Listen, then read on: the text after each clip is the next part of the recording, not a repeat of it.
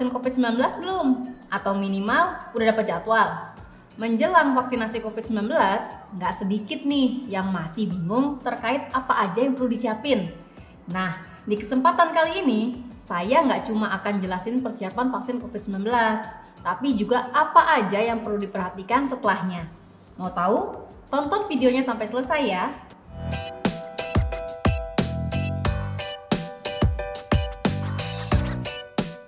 Halo, saya Dr. Santi dari Halo Dokter. Untuk membantu mengurangi peningkatan kasus COVID-19 yang melonjak, salah satu cara yang bisa dilakukan adalah mencapai herd immunity dengan memberi vaksin COVID-19 pada lebih dari 70% populasi di Indonesia. Sayangnya, sampai video ini dibuat, angka tersebut masih cukup jauh untuk dicapai. Semoga dalam waktu singkat, semua masyarakat Indonesia bisa segera divaksin ya, supaya kita bisa semakin terlindungi dari bahaya infeksi tersebut dan bisa menjalani aktivitas seperti sedia kala. Kalau kamu, kapan jadwal vaksinnya? Kalau bentar lagi, saya mau kasih tahu beberapa hal yang perlu kamu perhatikan, baik sebelum vaksin maupun setelahnya. Tapi sebelum itu, ada info menarik nih. Kalau kamu punya pertanyaan yang lebih spesifik seputar COVID-19 atau vaksinnya, kamu bisa manfaatin layanan telemedicine di aplikasi Halo Dokter lewat fitur chat bersama dokter. Di Halo Dokter, pilihan dokternya ada banyak. Ada dokter umum, ada dokter spesialis, ada dokter gigi, bahkan psikolog juga ada. Lengkap kan? Terus nggak usah sungkan kalau mau nanya berkali-kali, karena dokter Halo Dokter akan ngasih jawaban sampai kamu benar-benar paham. Respon dokter di Halo Dokter cepat loh, nggak sampai 5 menit. Pertanyaanmu pasti sudah terjawab. Membantu banget kan? Makanya, yuk download aplikasi Halo Dokter di Google Play maupun App Store sekarang juga. Oke, saya akan mulai dari persiapan ya. Jadi, ada beberapa hal yang sebaiknya kamu persiapkan sebelum menjalani vaksinasi COVID-19. Yang pertama, hindari mengkonsumsi minuman beralkohol menjelang vaksinasi, serta beberapa minggu setelah vaksinasi. Soalnya, kebiasaan minum minuman beralkohol bisa bikin daya tahan tubuh jadi lemah. Padahal tujuannya divaksin kan untuk memancing sistem pertahanan tubuh memproduksi antibodi. Jadi, harus dimaksimalin dong daya tahan tubuhnya. Makanya, kalau kamu udah dapat jadwal vaksin, lebih baik hindari dulu ya minuman beralkohol, setidaknya mulai 2 hari sebelum vaksin. Terus lanjutin juga sampai sekitar 2 minggu habis divaksin, supaya sistem imun kamu tetap kuat dan bisa membentuk reaksi kekebalan tubuh yang baik terhadap virus corona. Yang kedua, hindari olahraga berlebihan. Eits, bukannya nggak usah olahraga sama sekali ya. Jangan dikira kamu perlu males-malesan sebelum vaksin. Rutin berolahraga justru disaranin sebelum vaksin karena bisa menjaga daya tahan tubuh kamu tetap kuat. Yang perlu diperhatiin itu, jangan diforsir sampai berlebihan banget atau yang intensitasnya tinggi banget sampai kamu tepar besoknya. Ini malah bisa bikin daya tahan tubuh jadi menurun. Biar lebih sehat dan aman, kamu cukup olahraga sekitar 20-30 menit setiap harinya atau minimal 3-5 kali per minggu deh. Intensitasnya juga nggak usah berat-berat banget, ringan ke sedang lah kira-kira. Masuk ke persiapan yang ketiga, cukupi kebutuhan nutrisi seperti protein, vitamin, dan mineral. Seenggaknya sejak 1 minggu sebelum dan setelah mendapatkan vaksin. Caranya, kamu bisa konsumsi makanan sehat, misalnya lauk kaya protein seperti daging ayam atau sapi tanpa lemak, telur, atau tahu dan tempe. Terus sayur kayak bayam, brokoli, dan wortel. Buat buahnya bisa jeruk, pisang, jambu, atau apel. Pilih juga sumber karbo yang lebih sehat ya, misalnya nasi merah, roti gandum, atau oatmeal. Terus kalau bisa sih, mending lanjutin aja sekalian kebiasaan baik ini, biar kesehatanmu semakin terjaga. Persiapan yang keempat, tidur yang cukup. Orang dewasa itu butuh tidur selama 7-9 jam setiap malam. Ingat ya, tidur malam bukan pagi, jadi jangan malah begadang. Kalau susah tidur, coba jangan main gadget paling nggak 1 jam sebelum kamu tidur. Bisa juga coba meditasi, yoga, atau latihan pernafasan, biar kamu lebih rileks dan gampang tidur. Persiapan yang kelima, khusus buat yang punya penyakit penyerta, jangan lupa untuk jalani pengobatan dari dokter. Misalnya, buat orang dengan tekanan darah tinggi, diabetes, atau HIV. Pengobatan dari dokter bakal bantu banget supaya kondisi kamu sehat dan terkontrol, sehingga kamu memenuhi syarat buat bisa divaksin.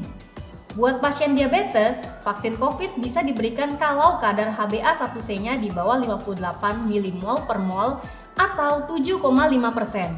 Sementara pasien HIV boleh divaksin kalau jumlah sel darah putih CD4-nya lebih dari 200. Biar lebih aman, orang yang punya penyakit penyerta sebaiknya konsul dulu ya ke dokter sebelum menerima vaksin COVID-19. Persiapan yang terakhir, pastikan kamu infokan kondisi kesehatan diri sejelas-jelasnya ke petugas vaksin. Misalnya, kalau kamu lagi demam atau kamu punya penyakit penyerta seperti kelainan darah, penyakit autoimun, penyakit kardiovaskular, diabetes, HIV, gangguan ginjal, atau penyakit liver. Penting juga kasih tahu ke petugas vaksin, kamu punya riwayat alergi nggak sama obat atau vaksin tertentu. Terus, apakah lagi menyusui, lagi hamil, atau lagi berencana hamil? Jujur juga soal riwayat COVID-19 ya, pernah atau enggak kamu kena COVID-19? Kalau pernah, kapan kenanya dan sembuhnya? Ceritakan semua itu sejujur-jujurnya supaya tenaga kesehatan bisa memperhatikan apakah kamu memang sudah siap untuk divaksin saat itu atau harus menunggu beberapa saat dan mendapat penanganan terlebih dahulu supaya vaksinasi bisa dijalani dengan aman dan efektif. Nah, sekarang kamu sudah tahu kan apa aja yang perlu disiapin sebelum vaksin? Abis ini, saya mau jelasin apa aja yang perlu kamu perhatikan setelah kamu menerima vaksin COVID-19. Tapi seperti biasa, saya nggak bosan-bosan mau ngingetin kamu yang lagi nonton buat subscribe ke channel YouTube Ala Dokter. Terus jangan lupa nyalain lambang lonceng notifikasinya supaya pas kita upload video terbaru kamu bisa dapat update. Oke, balik lagi ke topik ya. Jadi, abis divaksin ada beberapa hal yang perlu kamu lakukan. Yang pertama, perhatikan efek samping vaksin. Berbagai jenis vaksin, nggak terkecuali vaksin COVID-19, bisa menimbulkan efek samping atau disebut juga KIPI, yaitu kejadian ikutan pasca imunisasi.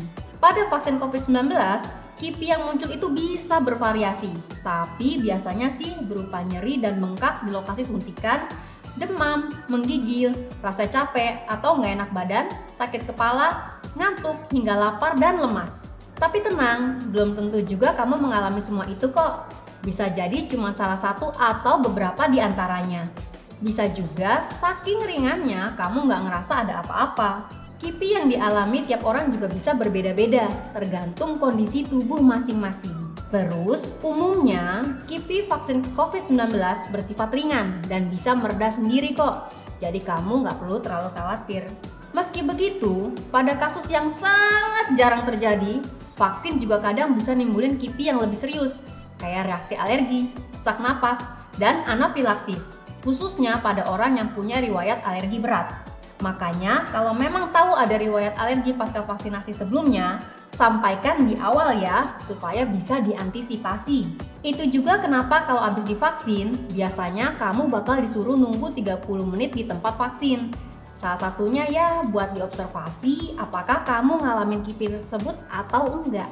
Yang kedua, redakan KIPI yang muncul. Kalau emang kamu ngalamin KIPI ringan kayak yang tadi udah saya sebutin, coba istirahat yang cukup. Kalau perlu, coba izin nggak kerja, kuliah, atau sekolah dulu supaya kamu bisa istirahat. Terus, kalau area bekas suntikannya terasa nyeri, kamu bisa kompres dingin. Terus sering digerak-gerakin biar cepet reda. Boleh juga minum obat pereda nyeri kayak paracetamol, tapi konsultasikan dulu ke dokter ya. Jangan lupa cukupi istirahat. Perbanyak minum air putih dan makan makanan bergizi untuk mendukung kinerja sistem imun. Yang ketiga, tetap terapkan protokol kesehatan. Ingat, vaksin itu perlu waktu untuk bisa bekerja efektif dalam tubuh buat memicu pembentukan antibodi yang optimal. Udah gitu, meski vaksinasi efektif untuk mengurangi angka kesakitan dan kematian karena COVID-19, tapi bukan berarti kamu jadi sepenuhnya kebal dari virus corona ya. Apalagi kalau baru vaksin sekali. Udah vaksin 2 kali aja masih ada resikonya terkena COVID-19. Meski memang risikonya lebih kecil dan biasanya bergejala lebih ringan. Tapi ya tetap aja kan kamu jadinya beresiko nularin juga ke orang lain, khususnya yang belum bisa divaksin. Nggak mau kan? Makanya nggak boleh jemawa dan tetap kencengin prokes ya. Yang keempat, siapkan diri untuk vaksinasi kedua sesuai jadwal. Jadwal pemberian vaksin kedua berbeda-beda nih, tergantung jenis vaksinnya. Kalau vaksin Sinovac, vaksin keduanya diberikan 28 hari setelah dosis pertama. Kalau vaksin AstraZeneca agak lama nih, yaitu 12 minggu atau 3 bulan setelah vaksin pertama. Kalau vaksin Pfizer, jaraknya 21 hari dari dosis pertama. Terus kalau Moderna, vaksin keduanya 28 hari setelah vaksin pertama. Apapun merek vaksin yang kamu terima, upayakan untuk melengkapi semua dosisnya ya. Soalnya kalau enggak, khawatirnya efektivitas vaksin terhadap COVID-19 bisa jadi nggak optimal. Tapi kalau habis vaksin pertama terus kena COVID-19 gimana dok? Nah, ini terkait sama poin yang terakhir nih, yaitu tunda vaksinasi pada kondisi tertentu. Buat yang kena COVID-19 habis vaksin pertama, kamu bisa vaksin kedua 3 bulan setelah kamu dinyatakan sembuh atau selesai menjalani isolasi. Sedangkan kalau kamu habis dapat vaksin untuk penyakit lain, misalnya vaksin flu atau hepatitis B, sebaiknya tunda dulu vaksin COVID-19 sekitar 2-4 minggu. Lebih amannya konsul dulu ke dokter ya. Terus sering juga nih yang nanya, kalau habis vaksin pertama terus hamil gimana dok? Boleh vaksin kedua nggak? Nah, berdasarkan rekomendasi dari Perkumpulan Obstetri dan Ginekologi Indonesia, kamu tetap bisa kok dapat vaksin kedua pas lagi hamil. Tapi lagi-lagi, pastikan dulu hal ini ke dokter kandungan yang biasa merawat kamu, supaya lebih aman. Sebelum saya tutup, saya mau bahas satu info lagi nih. Abis terima vaksin COVID-19, kamu nggak harus kok menjalani tes antibodi untuk sekedar mastiin vaksinnya efektif atau enggak. Ini sesuai dengan rekomendasi dari Perhimpunan Dokter Spesialis Penyakit Dalam Indonesia atau PAPDI. Tes antibodi hanya ditujukan buat peserta uji klinis aja. Belum ada kewajibannya buat masyarakat umum. Ditambah lagi, kebanyakan tes antibodi COVID-19 di Indonesia, apalagi yang pakai alat rapid test, mendeteksi antibodi yang berbeda dengan antibodi yang perlu dideteksi buat menilai keberhasilan vaksin COVID-19. Ketimbang ngabisin uang buat tes antibodi pasca vaksinasi, lebih baik alokasiin budgetnya buat beli masker dan hand sanitizer, supaya kamu bisa tetap jalanin prokes. Oke deh, segitu dulu aja informasi yang bisa saya sampaikan kali ini. Semoga bermanfaat ya, khususnya yang bentar lagi vaksin. Kalau kamu ada topik yang mau dibahas oleh Dokter Alo Dokter, tulis di kolom komentar ya. Terima kasih sudah menyaksikan video ini. Jangan lupa like, comment, share, dan subscribe. Hidup sehat bersama Alo Dokter.